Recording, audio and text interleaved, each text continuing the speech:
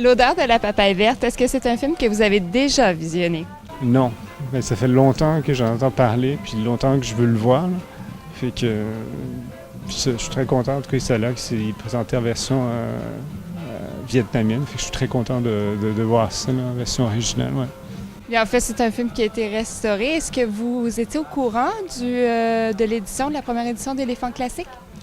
Ben ça, oui, j'en ai entendu parler par les pubs et tout ça, là, mais c'est vraiment ce qui m'a attiré, c'est les films eux-mêmes, là. C'était le choix de film, je les aimais beaucoup, là. Bonjour, M. Nguyen. Vous êtes ici pour présenter un film, L'odeur de la papaye verte. Est-ce que vous l'avez visionné? Oui, je l'ai visionné pour la première fois, en fait, quand il avait été présenté au Festival des films du monde ici à Montréal, quelque part dans les années 90. J'étais tout jeune à l'époque, donc mes souvenirs sont un peu flous, mais je l'ai revisionné récemment qu'on m'a invité à venir présenter le film. Et puis, je comprends beaucoup plus de choses que j'ai compris à l'époque. Qu'est-ce qui vous a marqué dans ce film? C'est le fait c'est le Vietnam des années 50 et 60, c'est le Vietnam que mes parents ont connu, le Vietnam que mes parents ont quitté.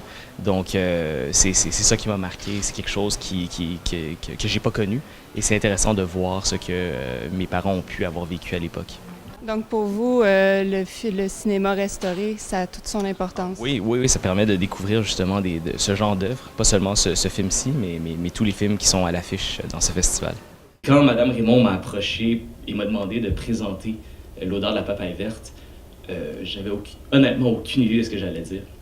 Donc, après réflexion, j'ai décidé que j'allais le faire sous la forme d'un hommage à mes parents et à tous ces Vietnamiens qui, comme eux, sont des bold people et qui ont fui un Vietnam en guerre au péril de leur vie. Moi, je suis né et j'ai grandi ici à Montréal. J'ai malheureusement jamais mis les pieds au Vietnam. Donc, ce que je sais du Vietnam, c'est ce que j'ai appris par les histoires que mes parents m'ont racontées. Et mes parents, eux, ont quitté le Vietnam quand ils avaient environ l'âge que j'ai aujourd'hui. Ils sont arrivés ici au Québec en 1979 et ont tout recommencé de zéro. Ils ont travaillé fort pour rebâtir leur vie et de permettre à mes sœurs et moi de vivre la vie qu'on a vécue et qu'on vit présentement. Donc pour ça, je leur en serai éternellement reconnaissant. Et puis, dans le fond, l'odeur de la papaye verte, le Vietnam qui est représenté dans l'odeur de la papaye verte, c'est le Vietnam des années 50-60. C'est le Vietnam que mes parents ont connu, c'est le Vietnam dans lequel ils ont grandi, c'est le Vietnam qu'ils ont quitté. Donc c'est le Vietnam de leurs souvenirs. Le film est sorti en 1993 et au meilleur de mon souvenir, il a été présenté au Festival des films du monde ici à Montréal la même année ou l'année suivante. Et j'étais un tout jeune garçon à l'époque, donc mes souvenirs sont certainement encore flous. Mais je me rappelle très bien qu'à l'époque, il y avait eu un engouement, un buzz absolument incroyable au sein de la communauté vietnamienne.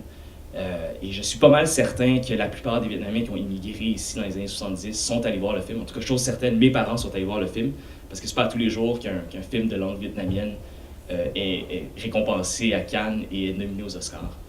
Donc, sans plus tarder, place au film, je cède la parole à Mme Raymond. Ben merci, parce que ce que je trouve particulièrement touchant, c'est que c'est probablement les premières images du Vietnam que tu as vues dans ce film-là, n'étant pas retourné au Vietnam depuis.